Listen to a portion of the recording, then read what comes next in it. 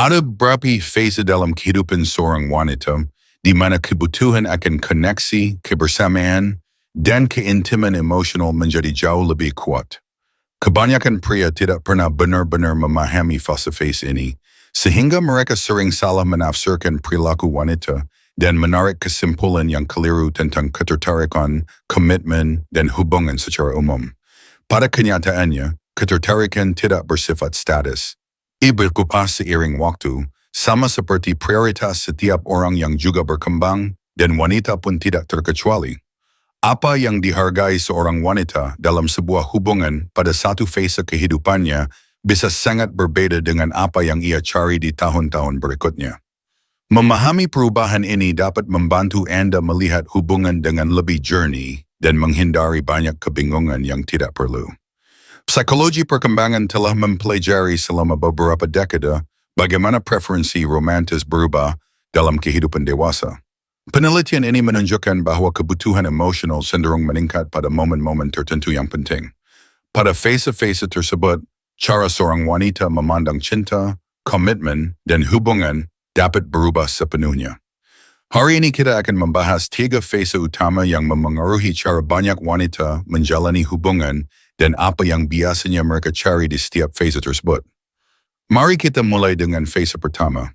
Fase pertama biasanya terjadi antara usia 18 hingga 22 tahun, dikenal sebagai tahap eksplorasi. Pada periode buan binsar wanita enthusiast kalinya merasakan kemandirian secara nyata. Mereka sedang menemukan siapa diri mereka, apa yang mereka sukai, dan kehidupan seperti apa yang ingin mereka bangun. Pengalaman baru memiliki peran besar dan pertumbuhan pribadi menjadi prioritas utama. Dari sudut pandang neuroscience, otak masih dalam tahap perkembangan, terutama bagian yang berkaitan dengan perencanaan jangka panjang dan pengambilan keputusan.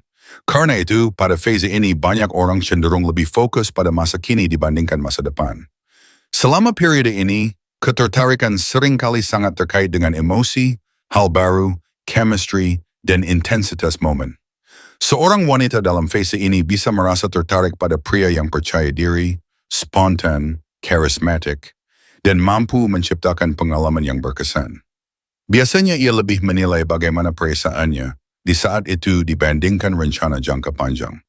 Ini tidak selalu berarti kurangnya kemampuan berkomitmen, melainkan kecenderungan alami untuk belajar, bereksplorasi, dan menemukan diri sendiri.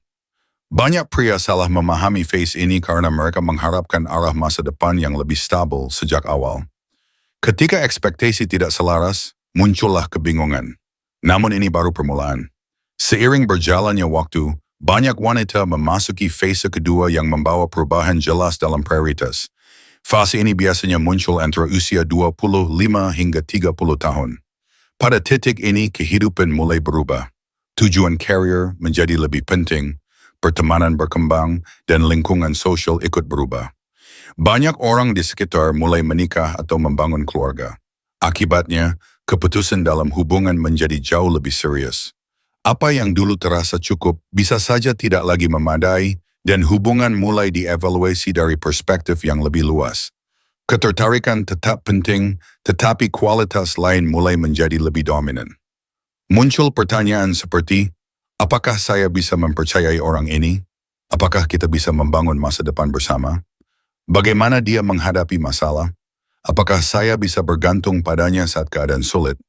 Para psikolog menggambarkan fase ini sebagai transisi dari ketertarikan jangka pendek menuju kecocokan jangka panjang.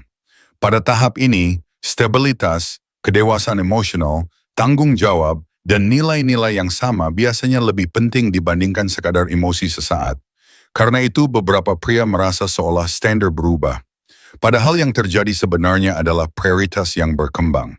Kualitas yang dihargai tidak hilang, hanya mencerminkan tahap kehidupan yang berbeda. Pria yang memahami hal ini menyadari bahwa ketertarikan tidak berkurang, melainkan menjadi lebih dalam dan kompleks.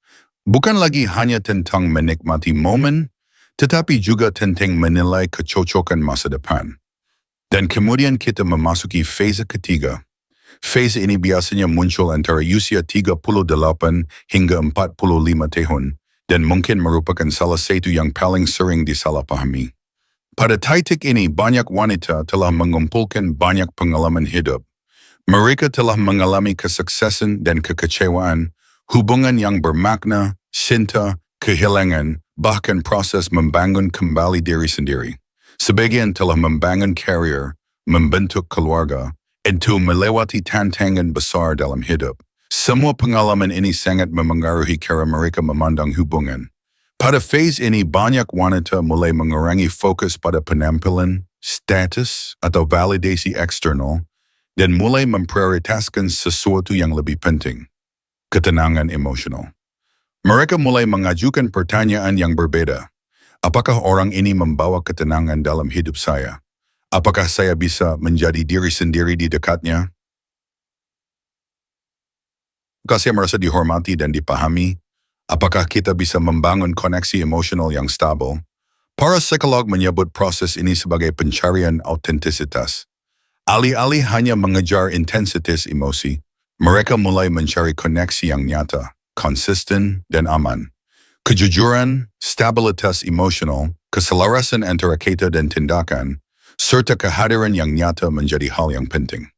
Pada titik ini, ketertarikan tidak lagi hanya bergantung pada kepercayaan diri atau ambisi, tetapi juga pada kecerdasan emosional, kedewasaan, dan keaslian.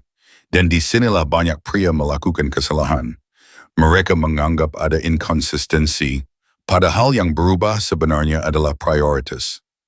Wanita yang di usia 20-an menghargai petualangan, di usia 40-an bisa menghargai stabilitas. Yang dulu mencari sensasi, kini mungkin mencari keamanan emosional. Tidak ada versi yang salah. Semuanya hanya mencerminkan fase kehidupan yang berbeda.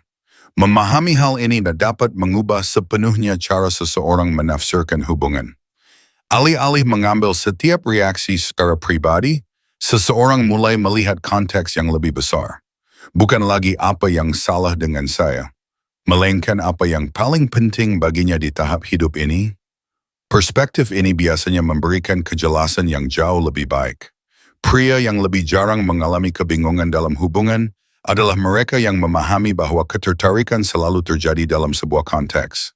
Waktu, situasi, tujuan pribadi, dan kebutuhan emosional semuanya berperan.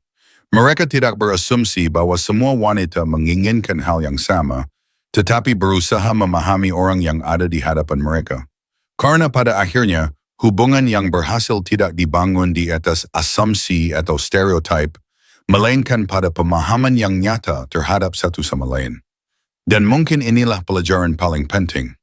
Pertanyaannya bukan hanya apa yang dia inginkan, tetapi di tahap kehidupan mana dia berada dan bagaimana tahap itu membentuk apa yang ia hargai saat ini.